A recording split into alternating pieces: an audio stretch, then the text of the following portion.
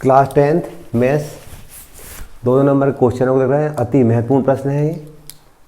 8 question लिख रखे हैं मैंने, 8 क्वेश्चन मिलेंगे आपको। पहला क्वेश्चन था संख्याओं 26, 91 के अभाज्य गुणनखंड विधि से एचसीएफ व एलसीएम ज्ञात कीजिए। हमें संख्याएं दे रखी थी 26 और 91, इनके अभाज्य गुणनखंड विधि से हमें एचसीएफ और एलसीएम ज्ञात करना था। पहले क्वेश्चन खाल में दिखा रहा था, हम जब भी एचसीएफ निकालते हैं 26 और 91 के हमें गुणनखंड निकालने पड़ते हैं। हम जानते हैं इकाई में 6 है इसलिए 2 का भाग जाएगा, 2 एकम 2, 2 तीय 6 और 13 एकम 13।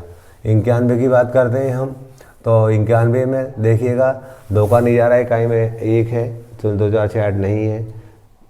3 का नज़ारा जोड़ने पर 10 आ रहा है, इकाई में 0.5 नहीं है। 5 का नज़ारा है, 7 का ज़्यादा दिख रहा है। 7 एकम 7, 7 तेरी 21 और 13 एकम 13। तो हम 26 गुणनखंड क्या होंगे हमारे 2 गुणित 13 होंगे। 91 के 7 गुणित 13 होंगे। जब एचसीएफ निकालेंगे हाईएस्ट कॉमन फैक्टर महत्तम वर्धक 26 91 का, तो वो क्या होगा, जो दोनों में गुणनखंड होता वो एचसीएफ होता। 13 है दोनों में, 13 इसका गुणनखंड हो जाएगा, एचसीएफ हो जाएगा। क्लियर।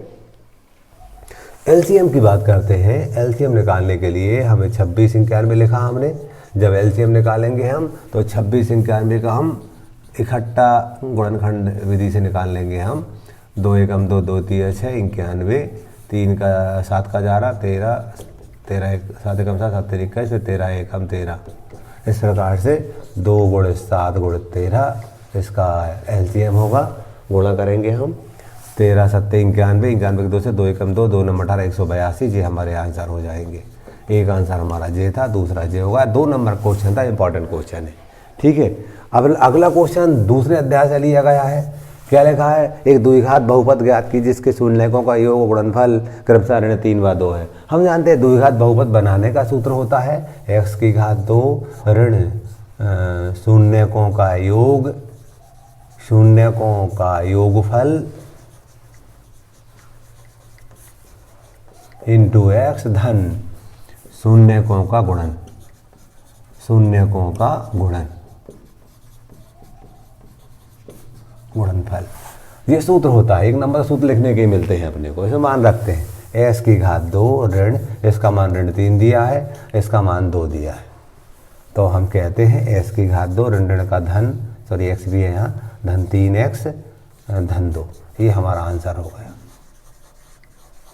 क्वेश्चन नंबर 3 कहता है AP 3 1 ऋण 3 के लिए प्रथम पद और सारवांतर ज्ञात करना। 2 नंबर क्वेश्चन है। तो देखिए क्या क्या दी थी AP 3 1 ऋण 3, इसका हमें प्रथम पद निकालना है और सारवांतर निकालना है। हम जानते हैं प्रथम पद इन्हें शुरू में जो आ रहा, क्या आ रहा 3, तो प्रथम पद बराबर 3।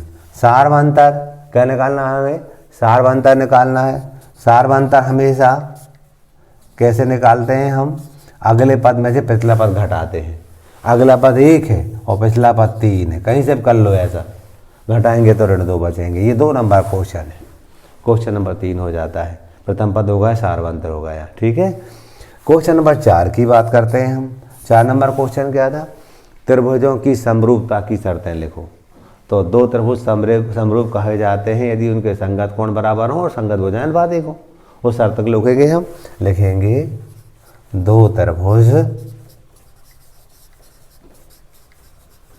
समरूप कहे जाते हैं यदि पहला उनके संगत कोण बराबर हो,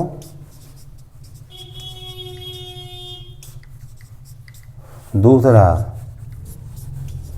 उनकी संगत भुजाएं अनुपातिक हो। ठीक है। 5वां क्वेश्चन, चित्र बना के और लिख भी सकते हैं आप, संगत कोण बराबर संगत भुजाएं अनुपातिक, ऐसा भी चाहिए। ठीक है।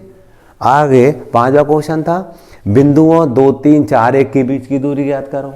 हम जानते थे बिंदु दे रखे थे हमें 2 3 4 1, 2 3 4 1 बिंदु दिए थे हमें। ये 2 बिंदु थे, इनके बीच की दूरी ज्ञात करना। हम जानते हैं इसको हम x1 y1 कहते थे, इसको हम x2 y2 कहते थे। हम जानते थे दूरी बराबर वर्गमूल के अंदर, यहाँ लिखते थे x माइनस एक्स की संपूर्ण घात 2, यहाँ लिखते थे y माइनस वाई की संपूर्ण घात 2। दूरी का सूत्र लिखने का मैंने तरीका बताया था आपको, 1 to 2 1 कुछ भी लिख दो। अपन ने मान लीजिए यहाँ 2 1 लिखा तो ये 2 1 लिख दिया, यहाँ भी 2 1। क्लियर। अब मान रख देंगे तो देखिएगा, तो मान रखेंगे हम S2 का मान 4 था, 4 ऋण 2 की घात 2 धन 1 ऋण 3 की घात 2, तो ये आ जाएगा हमारा 2 का वर्ग और ये आ जाएगा ऋण 2 का वर्ग। आगे करेंगे हम तो 4 धन 4 तो करनी 8, इसको 2 वर्गमूल 2 लिख सकते हैं इकाई। ये हमारा आंसर हो गया। क्वेश्चन नंबर 5 का हल हो गया। छठवा देखिए, बिंदु ए के निर्देशांक ज्ञात करना है। ए बी एक वृत्त का व्यास है जिसका केंद्र 2 ऋण 3 है, बी के निर्देशांक हमें 1 4 दिया। हमने मान लिया हमारा ये वृत्त है, इस वृत्त का जो व्यास है ए बी व्यास दे रखा था हमें, केंद्र दे मान लीजिए सी है और सी के निर्देशांक हमें दे रखे थे 2 ऋण 3 और बी के निर्देशांक हमें दे रखे थे 1 4।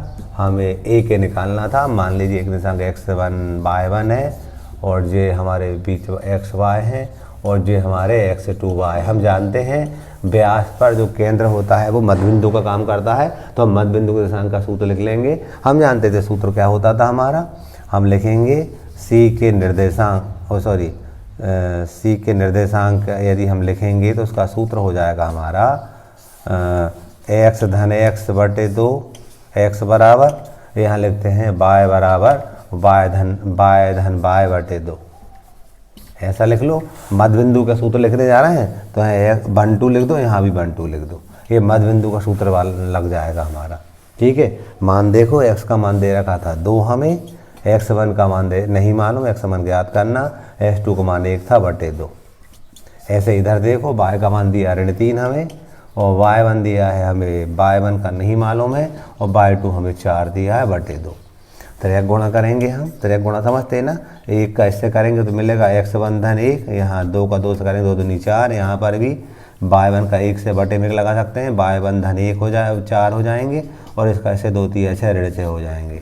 अगले पद में x1 बराबर 4 ऋण 1 पक्षांतर किया, यहाँ y1 बराबर ऋण 6 ऋण 4, तो जो y1 का मान हो जाएगा वो ऋण 10 हो जाएगा, तो यहाँ x1 का जो मान हो जाएगा वो 3 हो जाएगा। तो जो अभिष्ट बिंदु है यानी एक के निर्देशांक क्या थे हमारे, x1 y1 थे, वो किसके बराबर हैं हमारे, हमने निकाले हैं अभी 3 और ऋण 10 के बराबर, ये हमारा आंसर हो जाएगा।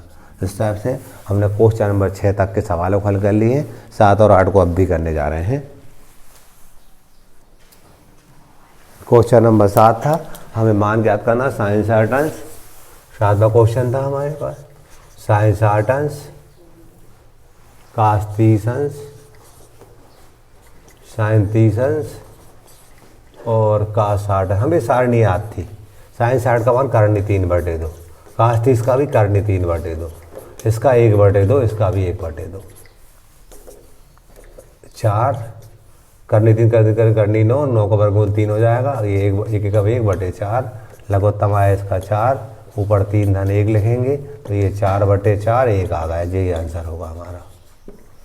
अगला क्वेश्चन था हमारा, 2 वृत्तों की त्रिज्याएं 8 सेंटीमीटर और 6 सेंटीमीटर है, उस वृत्त की त्रिज्या ज्ञात कीजिए जिसका क्षेत्रफल इन दोनों वृत्तों के क्षेत्रफलों के योगफल के बराबर है। तो क्वेश्चन नंबर 8 देखिएगा, हम जानते हैं हमें एक वृत्त दे रखा जिसकी त्रिज्या 8 सेंटीमीटर दे रखी थी, दूसरे की त्रिज्या हमें 6 सेंटीमीटर दे रखी थी। इन दोनों वृत्तों के क्षेत्रफलों का योग एक बड़े वृत्त के क्षेत्रफल के बराबर है। हमें हमें वृत्त की त्रिज्या ज्ञात करनी है, तो हम लिखेंगे इसका क्षेत्रफल हम जानते थे पाई आर वर्ग, इसका क्षेत्रफल भी हम जानते थे पाई आर वर्ग, इसका क्षेत्रफल पाई आर वर्ग लिखा हमने। हम ये जानते थे कि त्रिज्या मान लीजिए R1 है तो यहाँ R1 कह देंगे, मान लीजिए R2 है तो हम R2 कह देंगे, यहाँ कैपिटल R त्रिज्या थी हमारी। क्लियर। यहाँ से हम क्या करेंगे, पाई का मान लेंगे हम, R1 की घात 2 ने 8 की घात 2, R2 की घात 2 यानी कि 6 की घात 2 बराबर पाई आर की घात 2, पाई से पाई हमारे कट जाएंगे, 8 का वर्ग करेंगे 64, 6 का वर्ग 36 बराबर आर की घात 2, जोड़ेंगे तो आया 100, 100 बराबर आर की घात 2, 100 को हम लिख सकते हैं 10 की घात 2, 10 की घात 2 बराबर आर की घात 2, तो तो हम लिखेंगे यहाँ पर r बराबर 10 सेंटीमीटर। इस प्रकार से हमारे 2 नंबर के क्वेश्चन सारे हो गए हैं। कल हम 3 नंबर क्वेश्चनों को हल देखेंगे।